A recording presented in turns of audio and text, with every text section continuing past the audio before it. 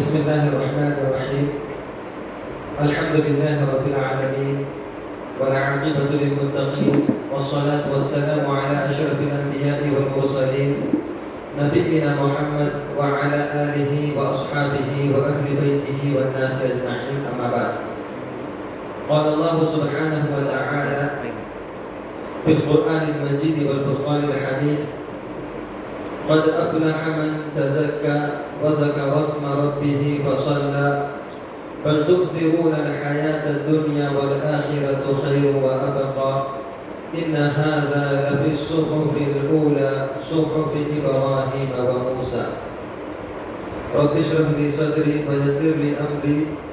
واحلل عقدة من لساني يفقهوا قولي. رب زدني علما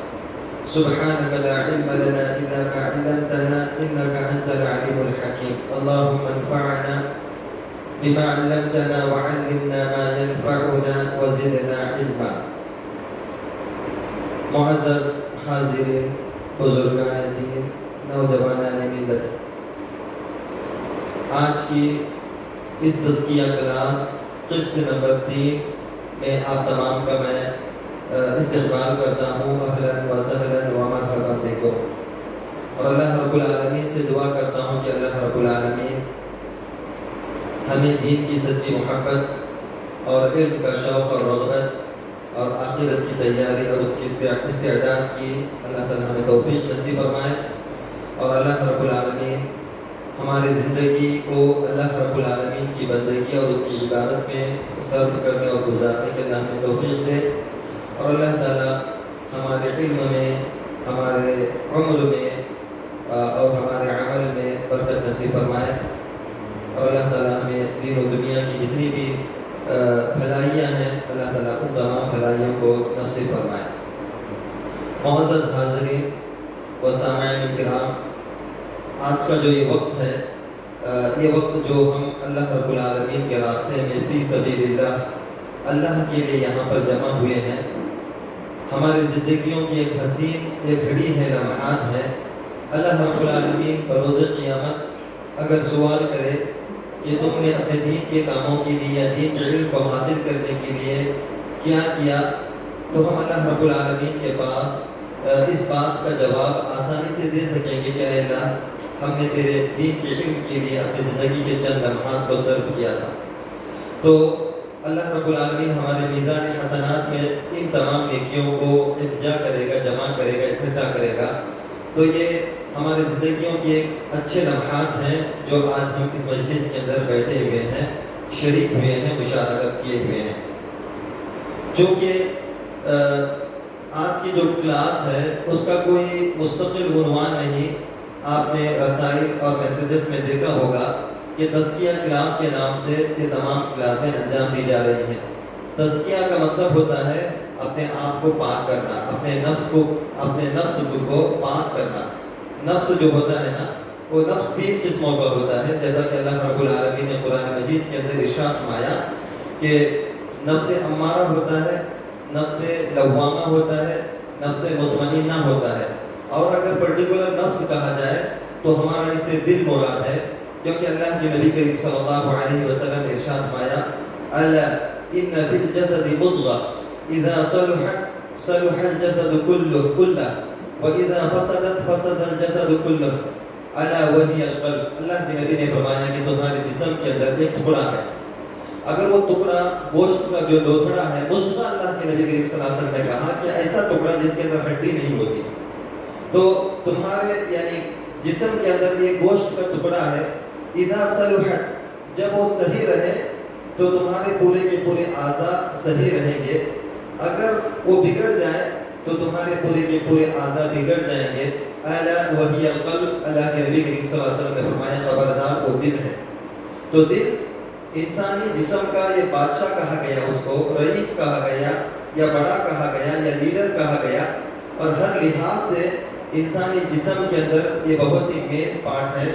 اسلامی اعتبار سے اگر ہم شرائط دیکھیں اور اچھائیوں اور برائیوں کے اعتبار سے اس کو دیکھیں تو یہ بہت ہی زیادہ اہم پارٹ اور اہم حصہ ہمارے جسم کا ہے. اگر ہم میڈیکل سائنس کے اعتبار سے بھی دیکھیں تو یہ جسم کا بہت ہی اہم ٹکڑا ہے. اگر یہ صحیح رہے گا تو پورا کا پورا جسم کا جو خون کا یا بلڈ سرکولیشن ہے وہ صحیح رہے گا. اگر یہ بگڑ گیا تو پھر ہماری زندگی کے اعضاء صحیح سالم نہیں رہیں گے. تو اللہ کے نبی کریم صلی اللہ علیہ وسلم نے جو ڈیپلی پوائنٹ ہمیں بتلایا وہ یہ تھا کہ دل ہی تمہارے جسم کے اعضاء کا جو ہے اصل میں وہ سردار ہے, وہ رئیس ہے, وہ لیڈر ہے اور بڑا ہے. اگر یہ صحیح سالم رہا تو تمہارا پورا کا پورا جسم صحیح رہے گا. اسی اللہ کے نبی کریم صلی اللہ علیہ وسلم ہمیشہ اپنے نفس کی اصلاح کے لیے دعا فرماتے تھے, کہتے تھے اللہم آتی نفسی تقواها وزکیها انت خیر من زکاها انت ولیها ومولاها. اے اللہ تو میرے نفس کو پاک کر. اللہ کے نبی کہتے ہیں اللہم آتی نفسی تقواها, اے اللہ تو میرے نفس کے اندر تقوی کو بھر دے, اللہ کے ڈر کو,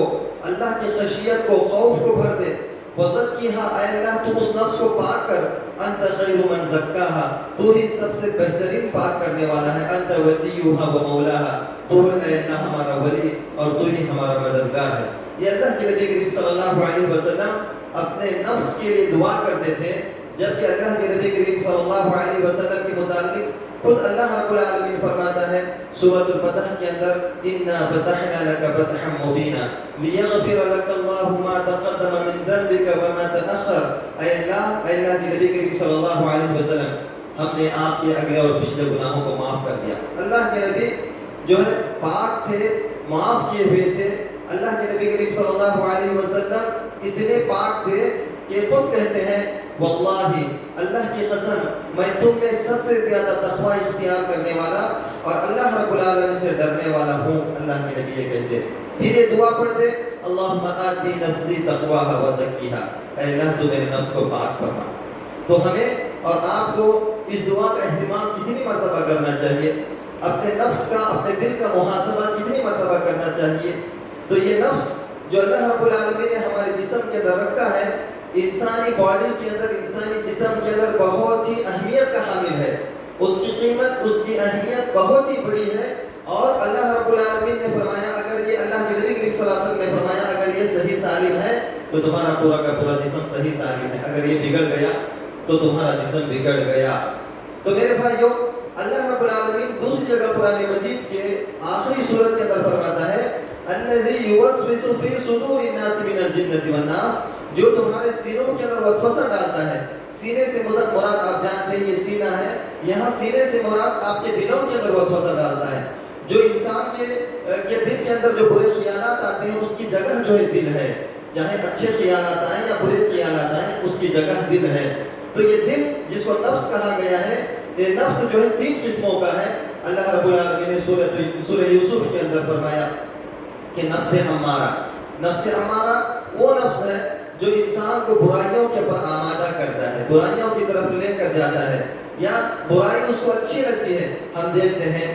ہمارے معاشرے اور سماج کے اندر کہ بہت سارے افراد, بہت سارے نوجوان, ان کو برائیاں اچھی لگتی ہیں, ان کو گناہ کے کام اچھے لگتے ہیں, وہ گناہ کی طرف جا رہے ہیں. تو یہ جو نفس ان کو کھینچے جا رہا ہے یہ نفس امارہ ہے, نفس امارہ ہے, یہ جو ان کو برائیوں کی طرف لے کے جا رہا ہے. دوسرا نفس لوامہ, ایسا نفس جو انسان کے دل کو ملامت کرتا ہے, انسان کو ملامت کرتا ہے. لوامہ جو سورہ قیامہ کے اندر اللہ تعالیٰ نے بیان فرمایا نفس اللوامہ, یعنی وہ نفس جو انسان کو ملامت کرتا ہے. آپ دیکھتے ہوں گے کہ جس کے دل کے اندر رائی کے دانے کے برابر ایمان ہے, اگر گناہ کی طرف لپکے تو اس کا دل ملامت کرتا ہے, روکتا ہے کہ مت کر, مت جا, یا ایسا کرے گا تو اللہ رب العالمین کا ایسا عذاب ملے گا, یا اللہ رب العالمین دنیا اور آخرت کے اندر ایسی وعیدیں سنائے. پھر بھی آدمی کر لیتا ہے. تو یہ نفس جو ملامت کرتا ہے اس کو نفس لوامہ. اور ایک تیسرا نفس جو سورۃ الفجر کے اندر اللہ تعالیٰ نے فرمایا یا ایتھا النفس المطمئنہ, نفس مطمئنہ کہا گیا. اور یہ وہ نفس ہے جو آدمی کو بہت ہی زیادہ اطمینان بخشتا ہے, اطمینان والا بناتا ہے. کب؟ جب وہ اللہ رب العالمین کی اطاعت اور فرما برداری کر لے اور وہ اللہ رب العالمین کی رضامندی کے کام کر لے تو یہ دل اس کو اطمینان دیتا ہے. اور اللہ رب العالمین اسی دل کے تعلق سے فرماتا ہے یا ایتھا النفس المطمئنہ ارجعی الی ربک راضیۃ مرضیہ فادخلی فی عبادی وادخلی جنتی. اور ایسے دل والا جنت کے اندر اللہ رب العالمین ایسے نفس والوں کو داخل فرماتا ہے.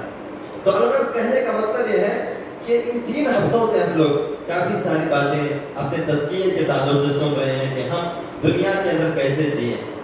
اور اپنے نفس کا کیسا تزکیہ کریں، کیسے اپنے نفس کو پاک کریں۔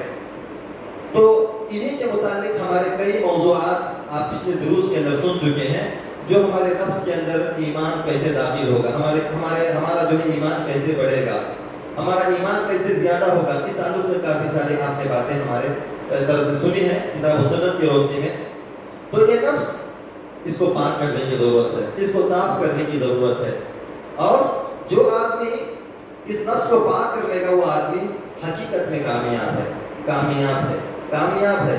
یہ دنیا ایک فتنے کی جگہ ہے، یہ دنیا ایسی ہے کہ آدمی کو ہر ہمیشہ یہ فتنے کی طرف لے کے جا رہی ہے، برائیوں کی طرف لے کے جا رہی ہے۔ اس کے سامنے برائیاں بہت ہی اچھی، حسین اور بہت ہی خوبصورت بنا کر پیش کی جا رہی ہیں۔ آدمی دنیا کی زندگی کے اندر مگن ہے، دنیا کے فتنوں کے اندر مبتلا ہے، اس کو آخرت اچھی نہیں لگتی۔ انسین سی چیزیں، وہ چیزیں جو غیب سے متعلق ہیں، قبر اور جہنم، جنت، اللہ کا دیدار، اور اس طرح عرش الہی کا سایہ یا اللہ رب العالمین کا سایہ جو کل قیامت کے دن ملے گا،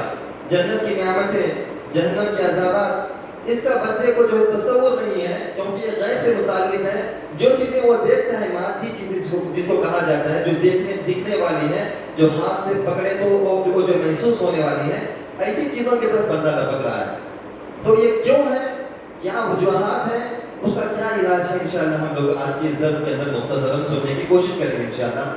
تو میں یہ کہنا چاہ رہا تھا، یہ دنیا ایک فتنے کی جگہ ہے، اور دنیا کی حقیقت اور دنیا کی حیثیت اللہ رب العالمین کے پاس ذرہ برابر بھی نہیں ہے۔ اللہ کے نبی کریم صلی اللہ علیہ وسلم نے فرمایا حدیث کے اندر، اگر دنیا کی حقیقت اور حیثیت اللہ رب العالمین کے پاس ایک مچھر کے پر کے برابر ہوتی، مچھر کے پر کی کیا حیثیت ہے، کیا ویلیو ہے، کیا حقیقت ہے، آپ جانتے ہیں۔ اللہ کے نبی فرماتے ہیں کہ اللہ کے پاس اس دنیا کی حقیقت اور حیثیت ایک مچھر کے پر کے برابر ہوتی تو اللہ رب العالمین ایک کافر کو بھی ایک گھٹ پانی نصیب فرماتا۔ تو اس کا مطلب یہ ہے کہ اللہ رب العالمین کے پاس اس دنیا کی کوئی حقیقت نہیں ہے۔ یہ دنیا کا جو سامان ہے، یا جو دنیا کی جو بھی چیزیں ہیں، وہ ایک متعین مدت تک اللہ رب العالمین نے انسان کے فائدے اور اس سے جو ہے استفادے کے لیے اللہ رب العالمین نے رکھی ہے۔ یہ ہمیشہ نہ ہمارے ساتھ تھی اور نہ رہیں گی۔ یہ ایک دن جو ہے یہ دنیا فنا ہونے والی ہے، اس دنیا کا خاتمہ ہونے والا ہے، اور اللہ رب العالمین، اللہ کے نبی کریم صلی اللہ علیہ وسلم فرماتے ہیں کہ قیامت کے دن اللہ رب العالمین اس زمین اور آسمان کو، اتنی بڑی زمین اور اتنا بڑا آسمان ہے، اس زمین اور آسمان کو اللہ رب العالمین لپیٹ کر جو ہے بال کی شکل بنا دے گا، اور اللہ رب العالمین اس دن جو ہے کہے گا، این الجبارون این المتکبرون، کہاں ہے وہ سرکش اور تکبر کرنے والے ظالم اور جابر لوگ جو دنیا کے اندر اکڑ کر جلا کر دیتے، تکبر کے ساتھ جلا کر دیتے، ظلم و زیادتی بندوں کے اوپر کیا کرتے تھے۔ این الجبارون و این المتکبرون، کہاں ہے وہ جبار لوگ، ظلم کرنے والے لوگ، اور متکبر لوگ، تکبر کرنے والے۔ تو دنیا کی حیثیت، حقیقت اللہ رب العالمین کے پاس کچھ بھی نہیں ہے، اور اللہ رب العالمین بارہا قرآن مجید کے اندر بندوں کے کانوں کے اندر اس آواز ٹکرا رہی ہے۔ اللہ رب العالمین بارہا کہہ رہا ہے کہ دنیا کی حقیقت، دنیا کی حیثیت کچھ بھی نہیں۔ دنیا یہ جو ہے بلبلے کے مانند ہے، ایک پانی کے اندر جو بلبلہ ہوتا ہے اس کے مانند ہے کہ یہ اگتا ہے اور پھوٹ جاتا ہے، اس کی حقیقت کچھ بھی نہیں ہے۔ اور اللہ کے نبی کریم صلی اللہ علیہ وسلم نے یہاں تک فرمایا، صحیح مسلم کی حدیث ہے، مَا الدُّنْيَا فِي الْآخِرَةِ إِلَّا مِثْلُ مَا يَجْعَلُ أَحَدُكُمْ أُصْبَعَهُ فِي الْيَمِّ فَلْيَنْظُرْ بِمَا يَرْجِعُ، کہ دنیا کی حقیقت ایسی ہے کہ اس کی مثال ایسی ہے کہ کوئی آدمی سمندر کے اندر اپنی یعنی انگلی اس کے اندر ڈبوئے، ڈالے اور ڈال کر اوپر نکال کر دیکھے کہ اس کو جتنا پانی لگا ہے اس سے بھی کم حقیقت یہ دنیا کی زندگی کی ہے۔ تو اللہ رب العالمین نے یہاں تک فرمایا، اعلموا انما الحیات الدنیا لعب ولہو، یہ دنیا کی زندگی ایک کھیل کود اور تماشا ہے، وزینہ، ایک زینت کی چیز ہے دنیا، اس کے علاوہ اللہ رب العالمین کے پاس اس کی کچھ بھی حقیقت نہیں، کچھ بھی حیثیت نہیں۔ یہاں تک اللہ رب العالمین نے اور اللہ کے نبی کریم صلی اللہ علیہ وسلم نے اس دنیا کے فتنے سے ڈرایا کہ فاتقوا الدنیا،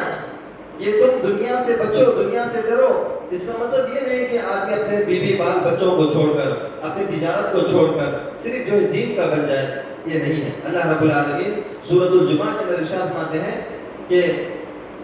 یا ایھا الذین آمنوا اذا نودی للصلاة من یوم الجمعة فاسعوا الی ذکر اللہ وذروا البیع ذلکم خیر لکم ان کنتم تعلمون فاذا قضیت الصلاة فانتشروا فی الارض، جب تم نماز پوری کر لو، فانتشروا فی الارض، زمین میں تم پھیل جاؤ، وابتغوا من فضل اللہ، اور اللہ رب العالمین کا فضل تلاش کرو۔ اور پھر اللہ رب العالمین نے فرمایا کہ تم رزق کی فکر مت کرو، رزق تلاش کرو اور حلال ذرائع اختیار کرو، حلال اسباب کو، سورسز کو اختیار کرو، کیونکہ واللہ خیر الرازقین، اللہ رب العالمین بہترین رزق دینے والا ہے۔ تو معلوم ہوا کہ دنیا کے اندر آدمی اسی قدر اپنے جو ہے اپنے ساز و سامان کو تیار کرے جتنا اس دنیا کے اندر اس کو رکھنا ہے، اور آدمی آخرت کی تیاری میں لگ جائے، اس کی استعداد اور تیاری میں لگ جائے، کیونکہ اللہ رب العالمین فرماتا ہے لہی الحیوان، اللہ نے آخرت کی زندگی کے تعلق سے فرمایا کہ آخرت کی زندگی وہ ہمیشہ آنے والی زندگی ہے۔ حیوان کا مطلب جو ہے ہمیشہ کی زندگی ہے، اردو کے اندر حیوان کا مطلب الگ ہوتا ہے، عربی کے اندر فرمایا لہی الحیوان، وہ ہمیشہ آنے والی زندگی ہے۔ تو میرے بھائیو، انسان جو ہے آخرت کی یاد سے اگر وہ غافل ہو جائے تو پھر اس سے بڑھ کر بدبخت اور بدنصیب کون ہو سکتا ہے؟ اللہ رب العالمین نے قرآن مجید کے اندر تزکیہ کے تعلق سے فرمایا قد افلح من تزکا، تحقیق کہ وہ آدمی کامیاب ہے جو اپنے آپ کا تزکیہ کر لے، اپنے آپ کو پاک کر لے۔ وذکر اسم ربہ فصلی، اور فرمایا کہ اللہ رب العالمین کو یاد کرے اور نماز کو ادا کرے۔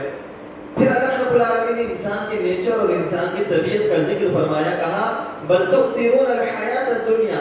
تم دنیا کی زندگی کو ترجیح دیتے ہو، دنیا کی زندگی کو آگے رکھتے ہو، مقدم رکھتے ہو، والآخرۃ خیر وابقی، جبکہ آخرت کی زندگی بہتر ہے اور باقی رہنے والی ہے۔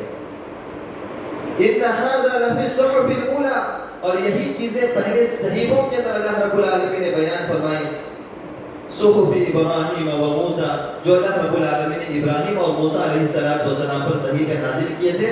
ان کے اندر بھی ان تمام چیزوں کا ذکر کیا گیا کہ دنیا کی زندگی جو ہے چند روزہ زندگی ہے، اور تم اپنے آپ کو پاک کر لو، کیونکہ یہ دنیا کی زندگی تمہیں اپنے جانب گھسیٹنے والی ہے، اپنے جانب مائل کرنے والی ہے، تو تم اپنے نفس کا تزکیہ کر لو، نفس کو پاک کر لو، صاف کر لو، اس کی برائیوں کی طرف اس کو، اپنے دل کو جو ہے دنیا کی برائی کا آماج کا مت بناؤ، بلکہ پاک کرو، اپنے نفس کا تزکیہ کرو۔ یہاں تک اللہ رب العالمین نے سورۃ الشمس کے اندر بیان فرمایا والشمس وضحاها، لمبے قسمیں کھانے کے بعد اللہ رب العالمین نے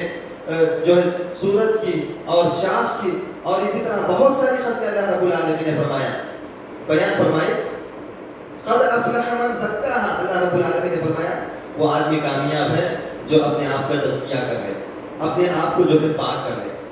تو معزز سامعین اور حاضرین کرام، اللہ کے نبی کریم صلی اللہ علیہ وسلم نے حدیث کے اندر، جس کے راوی حضرت ثوبان رضی اللہ تعالیٰ عنہ ہیں، آپ علیہ السلام نے فرمایا کہ جب بندے کا ایمان کمزور ہو جاتا ہے، اس کے دل سے آخرت کی یاد نکل جاتی ہے، وہ دنیا سے محبت کرنا شروع کر دیتا ہے، تو اللہ کے نبی نے فرمایا وہ زمانہ ہوگا جس کے اندر مسلمانوں کی حیثیت اور مسلمانوں کی وقار کچھ بھی نہیں ہوگی۔ آپ علیہ السلام نے فرمایا یوشک الامم ان تداعى علیکم کما تداعى الاکلۃ الی قصعتها، کہ قریب ہے کہ دوسری قومیں تم پر ایسے ٹوٹ پڑے جیسے ایک بھوکا کھانے والا اپنے دسترخوان کے اوپر، پلیٹوں کے اوپر ٹوٹ کے پڑتا ہے، ایسے دوسری قومیں تم پر، اللہ کے نبی نے فرمایا، مسلمانوں کے اوپر ٹوٹ کے پڑے۔ صحابہ کرام رضوان اللہ علیہم اجمعین نے فرمایا کہ اللہ کے نبی صلی اللہ علیہ وسلم نے جب یہ بات بیان فرمائی تو صحابہ نے فرمایا وَمِنْ قِلَّةِ يَوْمَئِذٍ نَحْنُ يَا رَسُولَ اللَّهِ، اے اللہ کے رسول صلی اللہ علیہ وسلم، جب غیر قومیں یا دشمن قومیں ہم پر ٹوٹ کے پڑیں گی، یا اس وقت ہم لوگ جو ہے مائنارٹیز میں ہوں گے، ہم لوگ قلت میں ہوں گے، ہماری تعداد یا قلیل ہوگی، ہم کمی میں ہوں گے، ہم لوگ کم ہوں گے، اللہ کے رسول۔ آپ علیہ السلام نے فرمایا بل انتم کثیر یومئذ، اس وقت، اس زمانے کے اندر تمہاری تعداد بہت ہی زیادہ ہوگی، تم بہت ہی زیادہ وقات میں ہوگے. اللہ کے نبی نے فرمایا وَلَكِنَّكُمْ غُثَاءٌ كَغُثَاءِ السَّيْلِ، لیکن تمہاری حیثیت ایسی ہوگی جو سمندر کے جھاگ ہوتا ہے. جھاگ جب پانی ایک جگہ اکٹھا ہو کے یا جو ہے گزرے، وہاں پر جو کف ہوتا ہے جھاگ، اس کے مانند ہوگی. یعنی یہ زیادہ دیکھنے میں تو بہت ہی زیادہ نظر آتا ہے، لیکن اس کی کچھ حیثیت یا اس کے اندر کچھ طاقت نہیں ہوتی. اللہ کے نبی نے فرمایا وَلَكِنَّكُمْ غُثَاءٌ كَغُثَاءِ السَّيْلِ، لیکن تمہاری حیثیت اور تمہاری وقات ایسی ہوگی جو جھاگ ہے سمندر کا، اس کے مانند ہوگی. کیونکہ سمندر میں چونکہ جھاگ بہت ہی زیادہ ہوتا ہے، جہاں پانی کی کثرت ہوتی ہے وہاں جھاگ بھی زیادہ ہوتا ہے. تو آپ علیہ الصلوۃ والسلام نے سمندر کے جھاگ کی مثال دی. ندی اور نالی کے اندر بھی جھاگ ہوتا ہے، لیکن اللہ کے نبی نے فرمایا کہ سمندر کے جھاگ کے مانند تمہاری حیثیت اور تمہاری وقات ہوگی، اور اللہ رب العالمین تمہارے دلوں کے اندر وہن نام کی چیز ڈال دے گا. اللہ کے نبی نے فرمایا تمہارے دلوں کے اندر وہن نام کی چیز ڈال دے گا. تو صحابہ کرام رضوان اللہ علیہم اجمعین نے ارشاد فرمایا مل وہن یا رسول اللہ، یہ وہن کیا چیز ہے اللہ کے رسول صلی اللہ علیہ وسلم، یعنی تمہارے دلوں کے اندر وہن نام کی چیز ڈال دے گا. تو اللہ کے نبی نے فرمایا، یعنی صحابہ نے فرمایا مل وہن یا رسول اللہ. آپ علیہ السلام نے فرمایا حب الدنیا و کراہیت الموت، یہ دنیا کی محبت تمہارے دلوں کے اندر آ جائے گی اور موت سے نفرت تم کرنا شروع کر دو گے. تو میرے بھائیوں، صحابہ کرام رضوان اللہ علیہم اجمعین تھے جن کے نزدیک دنیا کی کوئی حیثیت اور وقار نہیں تھی. ایسے بھی صحابہ کرام جن کا جو ہے ابھی نکاح ہوا، رات میں جو ہے شب زفاف تھی، حضرت حنظلہ رضی اللہ تعالیٰ عنہ جن کو غسیل الملائکہ، جن کا لقب، جن کا ٹائٹل پڑا، جن کو ملائکہ نے غسل دیا، ان کے متعلق آتا ہے کہ رات میں کسی منادی نے آواز لگانے والی نے آواز لگائی کہ اللہ کے رسول صلی اللہ علیہ وسلم تمہیں میدان جنگ میں جنگ کی دعوت دیتے ہیں کہ تم اللہ کے نبی کریم صلی اللہ علیہ وسلم کے ساتھ مسلمانوں کی دفاع کے لیے نکلو. تو حضرت حنظلہ رضی اللہ تعالیٰ عنہ ابھی نئے شادی شدہ تھے، ایسے ہی نکلے کہ غسل جنابت بھی نہیں کیا، میدان جنگ کی طرف نکل پڑے اور لڑتے لڑتے اللہ رب العالمین کے راستے میں شہید ہو گئے. جن کا غسل ملائکہ نے دیا، تو اللہ کے نبی کریم صلی اللہ علیہ وسلم نے ان کا لقب، ان کا ٹائٹل غسیل الملائکہ رکھا. یعنی ایسے صحابہ جن کے نزدیک دنیا کی کچھ بھی حیثیت نہیں تھی، وقار نہیں تھی، آج ہمارے دلوں کے اندر ایمان کی کمی کی وجہ سے دنیا کی محبت ہے اور موت سے اتنی نفرت ہے کہ ہم لوگ جو ہے لفظ موت سننا بھی گوارا نہیں کرتے. یہاں تک کہ کچھ ایسے کمزور دل مسلمان ہیں کہ ان کے پاس کسی اور کے موت کی کیفیت کا تذکرہ کیا جائے تو وہ خود ڈرتے ہیں کہ کہیں ہم پر ایسا حادثہ نہ آ پڑے. میرے بھائیوں، موت سے نفرت اور دنیا کی محبت یہ ایمان کی کمزوری کی علامت ہے. ایک مسلمان وہ اللہ رب العالمین سے ملنے کا خواہش مند ہے، خواہاں ہے، کیونکہ اللہ کے نبی کریم صلی اللہ علیہ وسلم نے فرمایا کہ جو آدمی من احب لقاء اللہ احب اللہ لقاءہ، جو آدمی اللہ رب العالمین سے ملاقات کی محبت کرتا ہے، محبت رکھتا ہے اپنے دل کے اندر، اللہ رب العالمین اس سے ملاقات کی امید رکھتا ہے. ومن کرہ لقاء اللہ کرہ اللہ لقاءہ، جو آدمی اللہ رب العالمین سے ملاقات کی نفرت رکھتا ہے تو اللہ رب العالمین بھی اس سے نفرت کرتا ہے. تو وہاں پر اللہ کے نبی کریم صلی اللہ علیہ وسلم کی ایک زوجہ محترمہ تھی. آپ سے پوچھا ہے اللہ کے رسول صلی اللہ علیہ وسلم کون ایسا شخص ہے، کون ایسا آدمی ہے جو اللہ رب العالمین سے ملاقات کی امید رکھے گا، یعنی جس کو اتنی ہمت اور طاقت ہے کہ وہ اللہ رب العالمین سے ملنے کی امید اور طاقت امید رکھے کس کے اندر. تو اللہ کے نبی کریم صلی اللہ علیہ وسلم نے فرمایا اس حدیث کا مطلب یہ نہیں ہے، بلکہ اس کا مطلب یہ ہے کہ جب بندہ مومن کا مرض الموت ہوتا ہے، اس کی موت کا وقت قریب آتا ہے، تو اس وقت اللہ رب العالمین کی جانب سے فرشتے نازل ہو کر اس بندے کو جنت کی خوشخبری دیتے ہیں. تو اس آدمی کے دل کے اندر تڑپ اور امید اور لگن اور خواہش پیدا ہو جاتی ہے کہ فرشتے میری روح ابھی قبض کر رہے ہیں اور مجھے وہ جنت جو میں دیکھ رہا ہوں اپنی آنکھوں سے اور میں سن رہا ہوں جس کے مطابق اللہ رب العالمین مجھے عطا کرے. تو اللہ کے نبی کریم صلی اللہ علیہ وسلم نے اس کا مطلب یہ بیان فرمایا، یہ مطلب نہیں کہ آدمی صحت کی حالت میں، تندرست کی حالت میں موت کی تمنا کرے. موت کی تمنا کرنے سے منع کیا گیا. اس کا مطلب یہ ہے کہ جب ایک بندہ اللہ رب العالمین کی رضامندی میں زندگی کو گزارے اور بسر کرے تو موت کے وقت اس کے فرشتے آ کر اس کو جنت کی خوشخبری دیتے ہیں، اور اس اچھی روح کو جو ہے اللہ رب العالمین کی جنت کی خوشخبری اور نعمتوں کی خوشخبری دی جاتی ہے. تو آدمی سمجھتا ہے کہ دنیا میرے نزدیک اس کی کچھ بھی حیثیت نہیں، میں اللہ رب العالمین سے جلدی ملاقات کروں. اگر کوئی کافر اور منافق ہے تو اس کو جو ہے جہنم کی وعیدیں سنائی جاتی ہیں تو وہ اللہ رب العالمین سے ملاقات کی جو ہے وہ اس کو گھبراہٹ ہوتی ہے، وہ جو اللہ رب العالمین سے ملاقات کو ناپسند کرتا ہے، تو اللہ رب العالمین بھی ایسے بندے سے ملاقات کو ناپسند کرتا ہے۔ تو میرے بھائیوں، صحابہ کرام کا ایمان ہمارے سلف صالحین کا ایسا تھا کہ وہ ان لوگوں کے نزدیک زندگی کچھ بھی نہیں تھی، تو زندگی کی کچھ بھی وقعت نہیں تھی، اس کی حیثیت نہیں تھی دنیاوی زندگی کی۔ وہ لوگ ہمیشہ اس بات کے لیے کوشاں ہوتے کہ میں اپنے عمل سے، میں اپنے جو ہے زندگی کے اندر اللہ رب العالمین کی کون سی ایسی اطاعت کروں کہ اللہ رب العالمین مجھے کامیاب کر دے۔ میرے بھائیوں، اللہ کے نبی کریم صلی اللہ علیہ وسلم کہ جب موت کا وقت قریب آیا، آپ علیہ السلام مرض الموت کے اندر تھے، اس وقت امت کو اللہ کے نبی نے بے شمار نصیحتیں اور وصیتیں فرمائی، اور آخری دن جب اللہ کے نبی کریم صلی اللہ علیہ وسلم کی وفات کا آیا، آپ علیہ السلام نے اپنی پیاری بیٹی لخت جگر جو اللہ کے نبی کی چہیتی بیٹی تھی اور چھوٹی بیٹی تھی حضرت فاطمہ رضی اللہ تعالیٰ عنہ، آپ کو بلا کر آپ علیہ السلام نے کان میں کہا، تو حضرت فاطمہ بہت ہی زیادہ خوش ہو گئی، اور پھر ایک مرتبہ بلایا اور پھر کان میں کچھ کہا، تو حضرت فاطمہ رونے لگی، بہت ہی زیادہ غمزدہ ہو گئی۔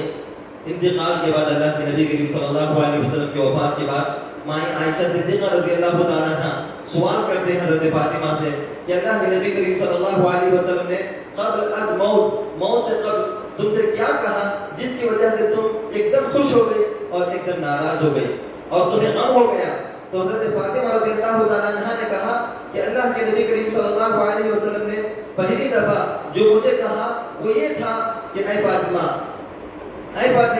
میں اس دنیا سے جانے والا ہوں، لیکن میرے بعد سب سے پہلے میرے خاندان کے اندر اگر کوئی ملنے والی ہو تو تم اس سے ملاقات کرو گی، یعنی تمہارا انتقال ہوگا، تمہاری وفات ہوگی۔ تو اس حدیث اور اس واقعے سے اندازہ لگائیے کہ حضرت فاطمہ رضی اللہ تعالیٰ عنہ خوشی سے جو ہے ان کا چہرہ دگمگا اٹھا، چمک اٹھا۔ اگر کوئی کسی مسلمان بھائی کو موت کی خبر دے تو میرے بھائیوں آج ہماری حالت کیا ہوگی؟ اگر کوئی بندہ کسی کی موت کی خبر دے تو آج ہماری حالت کیا ہوگی؟ حضرت فاطمہ رضی اللہ تعالیٰ عنہ کا ایمان کہ خوش ہو گئی، اور جب دوسری مرتبہ اللہ کے نبی کریم صلی اللہ علیہ وسلم نے فرمایا کہ میں اس دنیا سے جانے والا ہوں، کیونکہ اللہ رب العالمین ہر نبی کو اس کے موت سے بڑی اختیار دیتا ہے، یا تو تم دنیا کو پسند کر لو یا آخرت میں اللہ رب العالمین سے ملاقات کرنا چاہتے ہو تو اللہ رب العالمین سے ملاقات کر لو۔ تو اللہ کے نبی کریم صلی اللہ علیہ وسلم کو بھی ایک آپشن دیا گیا، اختیار دیا گیا۔ اللہ کے نبی کریم صلی اللہ علیہ وسلم نے آخرت کو پسند کیا، اللہ رب العالمین کی ملاقات کو پسند کیا۔ تو اللہ کے نبی صلی اللہ علیہ وسلم نے حضرت فاطمہ سے کہا کہ میں اس دنیا سے رخصت ہونے والا ہوں، میرا اس دنیا سے یہ جدائی کا وقت ہے۔ تو حضرت فاطمہ رونے لگی۔ تو اس واقعے سے ہمیں اس بات کا اندازہ ہوتا ہے کہ ہمارے سلف صالحین، چاہے وہ صحابیات ہوں یا صحابہ ہوں، ان کے نزدیک دنیا کی کچھ بھی حیثیت نہیں تھی، وقعت نہیں تھی۔ میرے بھائیوں، طلب یعنی رزق حلال کے بعد اللہ رب العالمین کی بندہ عبادت کرے، اللہ رب العالمین کی اطاعت کے کاموں میں لگ جائے، وہ زندگی جو ہمیشگی کی زندگی ہے اس کے لیے وہ کوشش کرے، اس کے لیے تیاری کرے، اس کے لیے استعداد کرے۔ ایسے شخص کو حدیث کے اندر عاقل کہا گیا، عقل مند کہا گیا، اور ایسے آدمی کو جو ہے دانش مند کہا گیا، جو اپنی جو نجی جو زندگی ہے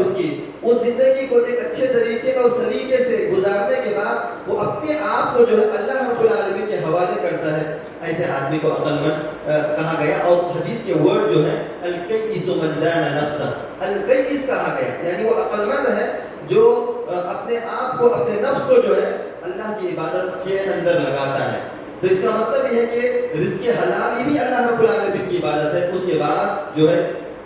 اللہ کے لیے اپنے وقت کو صرف کرنا، اللہ کی عبادت کے لیے تیاری کرنا، یہ عقل مند آدمی کا شعار ہے، عقل مند آدمی کی علامت ہے۔ میرے بھائیوں، یہاں پر جو دنیا کے اندر آج ہمارے جو نوجوان نسل ہے یا جو بھی آدمی، یہ چار چیزیں ایسی ہیں جس کے پیچھے آج پوری کی پوری مسلم کمیونٹی یا مسلم سماج یا مسلم معاشرہ لگا ہوا ہے، یا خصوصی طور پر اگر میں یہ کہوں کہ جو نوجوان نسل آج ہماری جو بربادی کی طرف جا رہی ہے یا دین سے دوری ہو رہی ہے، اس کے مختصر میں آج اس مختصر سے کی کلاس کے اندر چار اسباب اس کے بیان کروں گا۔ سب سے پہلی چیز یہ ہے کہ آج جو دین سے دوری ہے، ایک تو دنیا کی محبت، میں نے کہا کہ دنیا کی حقیقت کیا ہے, دنیا کی حیثیت اللہ رب العالمین کے پاس کیا ہے. دنیا جو ہے کسی کا آج تک نہ ساتھ دی ہے نہ ساتھ دے گی. آدمی کی کئی خواہشیں ہوتی ہیں کہ آدمی لمبی عمر پائے اور آدمی جو ہے مال کمائے اور اپنے بال بچوں کی جو شادیاں دیکھیں, اپنے جو ہے پوتوں کی, نواسوں کی, نواسیوں کی. آدمی جو ہے بڑا ہونے کے باوجود بھی اس کی خواہشات نہیں بنتی. اللہ کے نبی کریم صلی اللہ علیہ وسلم نے فرمایا کہ آدمی بوڑھا ہوتا ہے لیکن اس کی خواہشات جوان رہتی ہیں, جوان رہتی ہیں. اور خواہشات کو عمل کہا گیا, الف میم لام, عمل کہا گیا کہ اس کی خواہشات جوان رہتی ہیں. لیکن آدمی اپنے خواہشات کی تکمیل نہیں کرتا, اللہ رب العالمین کا وہ وقت موعود پہنچ جاتا ہے, فرشتہ آ جاتا ہے اس کی موت کی خبر لے کر. تو میرے بھائیو, کتنے ایسے انسان تھے جو ہمارے درمیان تھے, دیکھنے میں ہٹے کٹے نوجوان تھے. میرے بھائیو, وقت آ پہنچا, اس دنیا سے نکل گئے. تعجب ہوتا ہے ان کے اموات پر کہ کیسے نوجوان تھے, ان کی جوانی کیسی تھی اور ان کی عمریں کیسی تھی, وہ کتنے مضبوط تھے اور کتنے وہ قوت ارادے والے تھے, مضبوط ارادے والے تھے. لیکن جب موت کا فرشتہ آتا ہے تو میرے بھائیو, کسی کا خاندان, کسی کا حسب و نسب, کسی کا جہ و جلال, کسی کی پراپرٹی, کسی کے مال و دولت کو نہیں دیتا, بلکہ اللہ رب العالمین جب بندے کے حق کے اندر یا اس کی تقدیر میں یا اس کے نصیب میں وہ موت کا وقت لکھ دیتا ہے تو اللہ رب العالمین فرماتا ہے نہ ہی ایک لمحہ اللہ رب العالمین کا فرشتہ آگے کرتا ہے, نہ ہی ایک لمحہ پیچھے ہوتا ہے. تو میرے بھائیو, مختصراً یہ دنیا کی زندگی ایک جو ہے مختصر سی زندگی ہے, اور اللہ رب العالمین نے یہ زندگی جو دی ہے, اللہ رب العالمین کی بندگی, اس کی اطاعت, اس کی فرما برداری اور اس کی عبادت کے لیے دی ہے. اور اللہ رب العالمین اپنے عبادت کے متعلق بندے سے ضرور کل قیامت کے دن سوال کرے گا. سب سے پہلی چیز, دنیا کی محبت اگر آدمی اپنے دل سے جو ہے تھوڑا کم کر دے تو انشاءاللہ ہو سکتا ہے اس کے دل کے اندر تزکیہ پیدا ہو, اس کے دل کے اندر اللہ رب العالمین کی خشیت, اللہ رب العالمین کا ڈر, اللہ کا تقویٰ پیدا ہو. دوسری چیز جو آج ہماری نوجوان نسل دین سے دور ہے, اس کی وجہ, ایک اہم وجوہات میں سے وجہ بری صحبت, بری دوستی. یہ ایسی وجہ ہے جس کی وجہ سے آج مسلمان نسل یا بڑوں کے, بزرگوں کے علاوہ جو ایک بالغ بچے یا نوجوان بچوں سے لے کر ایک نوجوان عمر والے لوگ جو ملوث ہیں, یعنی جن کی عمریں 40 اور 45 کے قریب ہیں, وہ بھی نوجوان ہیں. کیونکہ نوجوانی کی بھی 3 جو ہے مراحل ہیں, نوجوانی کی بھی 3 مراحل ہیں. ابتدائی نوجوان اور جو ہے جو وسط ہوتا ہے, یعنی درمیانی, اور آخری جو نوجوانی کی عمر ہوتی ہے وہ ہے 40 سے 45 سال تک کے آدمی, اس کو جوان کہا گیا ہے عربک ورڈز کے اندر, یعنی جو عربی کے الگ الگ ورڈز استعمال ہوئے ہیں اس کے اندر وہ بھی جوان ہے. تو یہ جو جوانی ہے, اس کے اندر جو آدمی دین سے دور ہے, اس کی ایک وجہ صحبت ہے. صحبت کا مطلب بری دوستی یا برے لوگوں کے ساتھ اس کا اٹھنا اور بیٹھنا. اللہ رب العالمین قرآن مجید کے اندر بے شمار جگہوں پر ارشاد فرماتا ہے کہ اللہ کے نبی کریم صلی اللہ علیہ وسلم کو اللہ رب العالمین نے حکم دیا, وَاصْبِرْ نَفْسَكَ مَعَ الَّذِينَ يَدْعُونَ رَبَّهُمْ بِالْغَدَاةِ وَالْعَشِيِّ. یہ اے اللہ کے نبی کریم صلی اللہ علیہ وسلم, آپ ایسے لوگوں کے ساتھ اپنے آپ کا اٹھنا بیٹھنا کیجئے جو صبح شام اللہ رب العالمین کا ذکر کرتے ہیں. اللہ کے نبی کو اللہ رب العالمین تعلیم دے رہا ہے کہ آپ ایسے لوگوں کے ساتھ اپنا اٹھنا اور بیٹھنا کیجئے. اللہ کے نبی کریم صلی اللہ علیہ وسلم جس کے ساتھ زیادہ اٹھتے بیٹھتے تھے, آپ کی اگر بایوگرافی, آپ کی سیرت کو پڑھا جائے تو معلوم ہوتا ہے کہ اللہ کے نبی کریم صلی اللہ علیہ وسلم ہر غریب کے ساتھ بھی, امیر کے ساتھ بھی, جو نیک اور اچھے تھے, ہر ایک کے ساتھ اللہ کے نبی کریم صلی اللہ علیہ وسلم اٹھتے اور بیٹھتے تھے. خصوصی طور پہ اللہ کے نبی کریم صلی اللہ علیہ وسلم کی دوستی حضرت ابو بکر اور عمر رضی اللہ تعالیٰ عنہما کے ساتھ زیادہ تھی. اسی لیے احادیث کے اندر, آپ احادیث کے مجموعے کے اندر دیکھیں تو آپ علیہ السلام ہمیشہ یہ فرماتے تھے کہ میں ابو بکر اور عمر گئے, میں ابو بکر اور عمر داخل ہوئے, میں ابو بکر اور عمر بیٹھے. اللہ کے نبی کریم صلی اللہ علیہ وسلم جہاں پر بھی جانے یا بیٹھنے آنے کے واقعات ہیں, ان کے اندر آپ علیہ السلام نے حضرت ابو بکر اور عمر رضی اللہ تعالیٰ عنہما کا ذکر کیا. اور یہ وہ ہستیاں ہیں جو آپ علیہ السلام کے بعد اس امت کے اندر سب سے افضل ترین انسان اگر کوئی ہے تو وہ حضرت ابو بکر رضی اللہ تعالیٰ عنہ. اسی طرح حضرت عمر رضی اللہ تعالیٰ عنہ, ان کی جلالت, ان کا قدر, ان کی منزلت اتنی بلند ہے کہ مکہ مدینہ کا وہ پہاڑ جس کو ہم لوگ جبل احد کے نام سے جانتے ہیں, جو تقریباً 7 کلومیٹر لمبا اور 3.5 کلومیٹر چوڑا پہاڑ ہے, اتنا لمبا پہاڑ اللہ کے نبی کریم صلی اللہ علیہ وسلم ایک مرتبہ اس پہاڑ کے اوپر چڑھ گئے اور اسی پہاڑ کے اوپر حضرت ابو بکر، عمر اور ان کے ساتھ عثمان رضی اللہ تعالیٰ رضی اللہ عنہ اجمعین بھی تھے، جو اللہ کے نبی کریم صلی اللہ علیہ وسلم کے دو سسر اور ایک داماد، وہ داماد جنہوں نے اللہ کے نبی کریم صلی اللہ علیہ وسلم کی دو بیٹیوں کا ایک کے بعد دیگرے ایک کے انتقال کے بعد دوسری سے نکاح کیا تھا، اور اللہ کے نبی کریم صلی اللہ علیہ وسلم نے ان کا لقب، ان کا ٹائٹل ذو النورین دیا تھا، یعنی دو نور والا۔ یہ تین اشخاص اللہ کے نبی کریم صلی اللہ علیہ وسلم کے ساتھ اس مضبوط ترین پہاڑ کے اوپر تھے جو نہایت ہی مضبوط اور نہایت ہی لمبا اور چوڑا پہاڑ ہے۔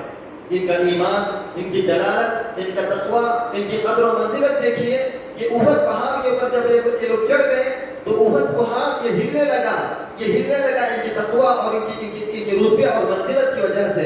اللہ کے نبی کریم صلی اللہ علیہ وسلم نے اپنے پیر کو اس پہاڑ کے اوپر رکھا اور کہا اے احد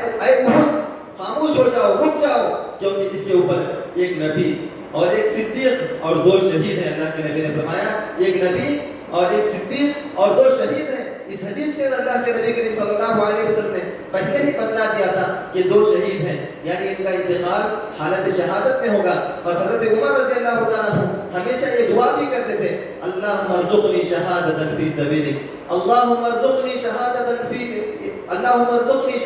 فی سبیلک واجعل موتی فی بلد رسولک، اے اللہ تو مجھے شہادت کی موت عطا فرما۔ دیکھیے صحابہ کرام رضوان اللہ علیہم اجمعین کے نزدیک دنیا اور موت کی کچھ بھی حقیقت نہیں۔ حضرت عمر یہ دعا کر رہے ہیں، اللہم ارزقنی شہادتا فی سبیلک، اے اللہ تو مجھے تیرے راستے کے اندر شہادت کی موت نصیب عطا فرما، نصیب فرما۔ وجعل موتی فی بلد رسولک، اے اللہ تو میری موت تیرے رسول کے شہر کے اندر فرما۔ اللہ اکبر، یعنی جو مدینہ طیبہ ہے۔ اللہ کے نبی کریم صلی اللہ علیہ وسلم نے حدیث کے اندر فرمایا تھا کہ جس مومن اور مسلمان جو کلمہ توحید کا اقرار دل سے کرتا ہے، زبان سے کرتا ہے، جو توحید پرست مسلمان ہے، اس کی موت اگر مدینے میں ہوتی ہے تو اللہ کے نبی نے فرمایا مدینے میں مرنے والے کے سلسلے میں میں کل قیامت کی شفاعت کروں گا۔ اللہ اکبر، یہ درجہ ہے، یہ فضیلت ہے۔ حضرت عمر جو شہادت کی موت مانگ رہے ہیں اور دوسری دعا کا جو پارٹ ہے، جزء ہے، حضرت عمر کہہ رہے ہیں اے اللہ مجھے جو ہے تیرے نبی کے شہر میں موت عطا فرما۔ اللہ اکبر، زمانے والوں نے دیکھا، تاریخ نے دیکھا، ہسٹری نے دیکھا کہ جو اصحاب ایک ساتھ جن کا اٹھنا بیٹھنا تھا، جن کی دوستی تھی، جو داخل ہوتے تو 3 لوگ داخل ہوتے، جب کہیں نکلتے تو 3 لوگ نکلتے، تو ان کی قبر بھی جو ہے اللہ کے نبی کریم صلی اللہ علیہ وسلم کی جانب میں ہو گئے۔ ان کی قبریں بھی اللہ کے نبی کریم صلی اللہ علیہ وسلم کے بازو میں ہو گئی، جانب میں ہو گئی۔ واقعہ ایسا ہوا کہ حضرت ابو بکر رضی اللہ تعالیٰ عنہ نے اپنے لیے تو جگہ رکھ لی حضرت اللہ کے نبی کریم صلی اللہ علیہ وسلم کی جانب میں۔ حضرت عمر رضی اللہ تعالیٰ عنہ کے دل میں شدید خواہش تھی کہ ہم جیسے زندگی کے اندر اٹھتے بیٹھتے تھے، ہماری قبر بھی اللہ کے نبی کریم صلی اللہ علیہ وسلم کی جانب میں ہو۔ لیکن عائشہ صدیقہ رضی اللہ تعالیٰ عنہ جن کے حجرے کے اندر اللہ کے نبی کریم صلی اللہ علیہ وسلم کا انتقال ہوا تھا، وفات ہوئی تھی، اور حدیث کے اندر ہے کہ جو نبی جس جگہ انتقال اس کا ہوتا ہے، وفات ہوتی ہے، اس کی قبر بھی وہیں ہوتی ہے، اس کو وہیں دفنایا جاتا ہے۔ تو اللہ کے نبی کریم صلی اللہ علیہ وسلم کی قبر حجرے عائشہ کے اندر یعنی وہیں دفنایا گیا۔ تو حضرت ابو بکر نے اپنی جگہ منتخب کر لی، مقرر کر لی۔ جب حضرت عمر رضی اللہ تعالیٰ عنہ فجر کی نماز اپنی خلافت کے اندر پڑھا رہے تھے، کیونکہ جو اس وقت خلیفہ ہوتا وہی امت کا امام ہوتا تھا، وہی امت کا امام ہوتا تھا۔ میرے بھائیوں، جو مساجد یا جو مدارس یا جو مسلم جو کمیونٹی یا مسلم جو آرگنائزیشن یا ایسوسیشنز کے جو لوگ بڑے ہوتے ہیں، حقیقت وہ علم والے ہونی چاہیے اور وہ ان کی صلاحیت ایسی ہونی چاہیے کہ وہ امامت کا منصب بھی ادا کریں، کیونکہ اس زمانے کے اندر جو خلیفہ ہوتا تھا وہ جو امامت بھی کیا کرتا تھا اور وہی حقدار ہوتا، دوسری کسی کو یہ مجال اور ہمت نہ ہوتی کہ وہ جا کر امامت کر سکے۔ حضرت عمر رضی اللہ تعالیٰ عنہ نکلے امامت کے لیے، تو ایک ابو لؤلؤ فیروز نام کا ایک مجوسی تھا، آگ کا پجاری، وہ اس نے جو ہے حضرت عمر رضی اللہ تعالیٰ عنہ سے کسی مسئلے کے اندر تکرار کی تھی چند دن قبل، تو اس نے یہ اپنے دل کے اندر اس کے بغض اور حسد تھا حضرت عمر کے تعلق سے کہ میں ان کو قتل کروں گا۔ تو نماز فجر کے اندر اندھیرا تھا، یہ جو ہے 2 دھاری یعنی وہ جو نیزہ ہوتا تھا، چاقو جس کو کہا جاتا ہے، اس کو یعنی 2 دھاری، دونوں جانب سے دھار والی دھاری تھا، اس نے جو اس کو زہر کے اندر آلودہ کر لیا اور حضرت عمر رضی اللہ تعالیٰ عنہ کا انتظار کرنے لگا۔ جب حضرت عمر رضی اللہ تعالیٰ عنہ نماز فجر کے لیے نکلے تو اس نے جو ہے نیزہ مارا تو پیٹ کے اندر چلا گیا، زہر آلود تھا۔ حضرت عمر رضی اللہ تعالیٰ عنہ نماز فجر پڑھا رہے تھے، وہیں پر گر گئے۔ حضرت عبد الرحمن بن عوف رضی اللہ تعالیٰ عنہ نے اس وقت نماز فجر پڑھائی لوگوں کو، اور چند لوگوں نے جو ہے اس کو پکڑنے کی کوشش کی، اس دشمن کو، تو اس نے جو ہے زہر پی کر خود کو ہلاک کر لیا، خودکشی کر لی۔ اور اسی حالت میں چند اور صحابہ بھی زخمی بھی ہیں جو اسی حالت میں وہ بھی انتقال کر گئے۔ تو حضرت عمر رضی اللہ تعالیٰ عنہ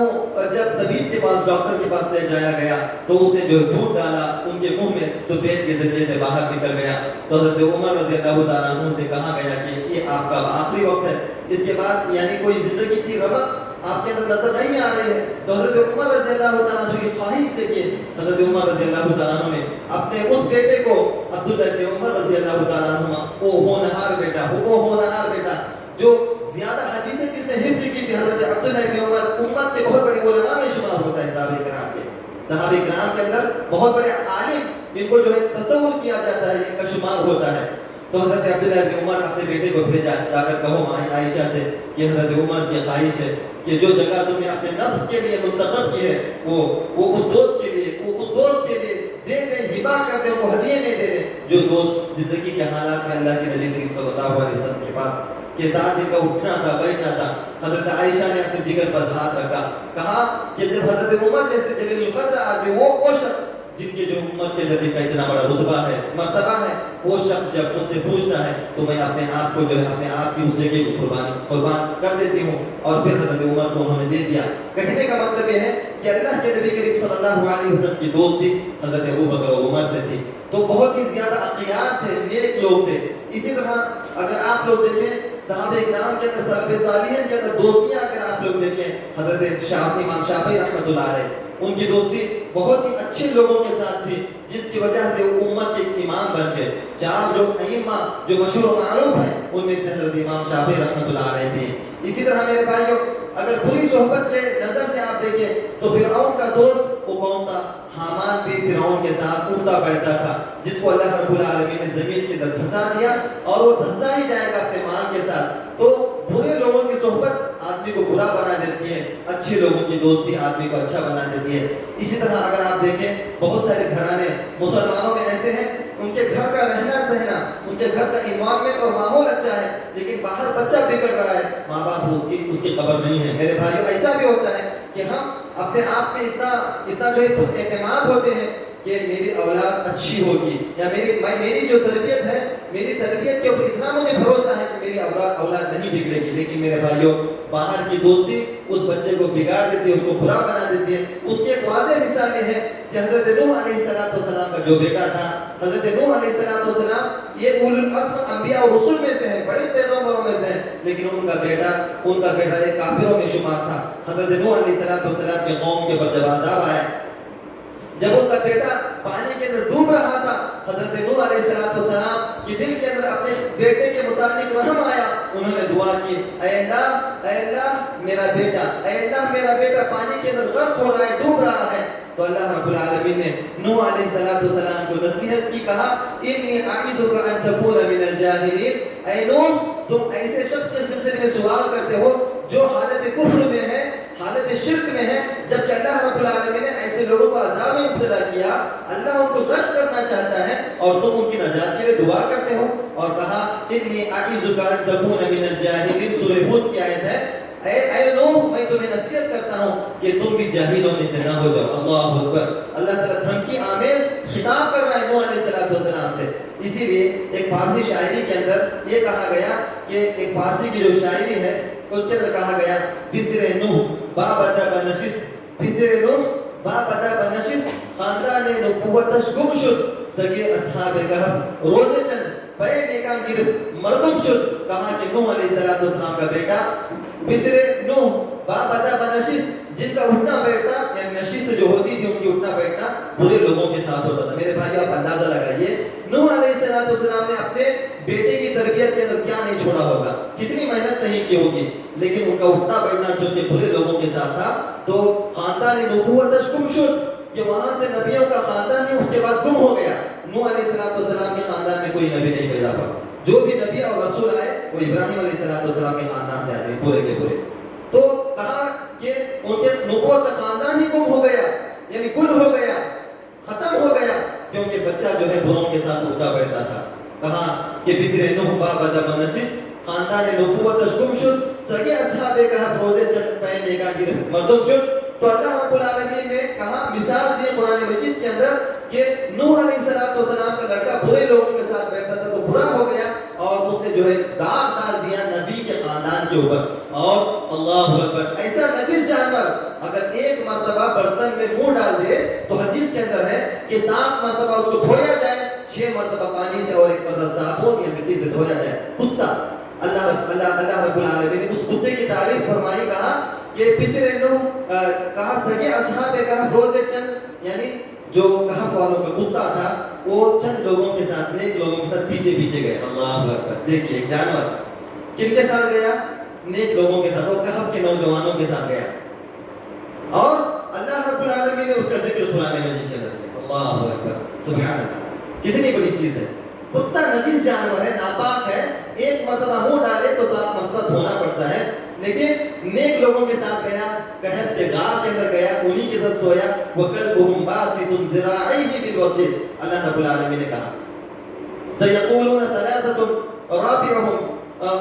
وَكَلْبُهُمْ. اس طرح اللہ رب العالمین نے قرآن میں کلبہم کا وہ سورۃ الکہف کے اندر ذکر کیا ہے، کتے کا ذکر کیا. یہاں پر کتے کو اللہ رب العالمین نے برائی کے لیے مینشن نہیں کیا بلکہ اچھائی کے ساتھ، اچھائی کے ساتھ. اللہ اکبر. تو صحبت صالح ترا صالح کنت، صحبت طالح ترا طالح کنت. اچھوں کی صحبت انسان کو اچھا بنا دیتی ہے اور بروں کی صحبت برا بنا دیتی ہے. اسی لیے اللہ کے نبی کریم صلی اللہ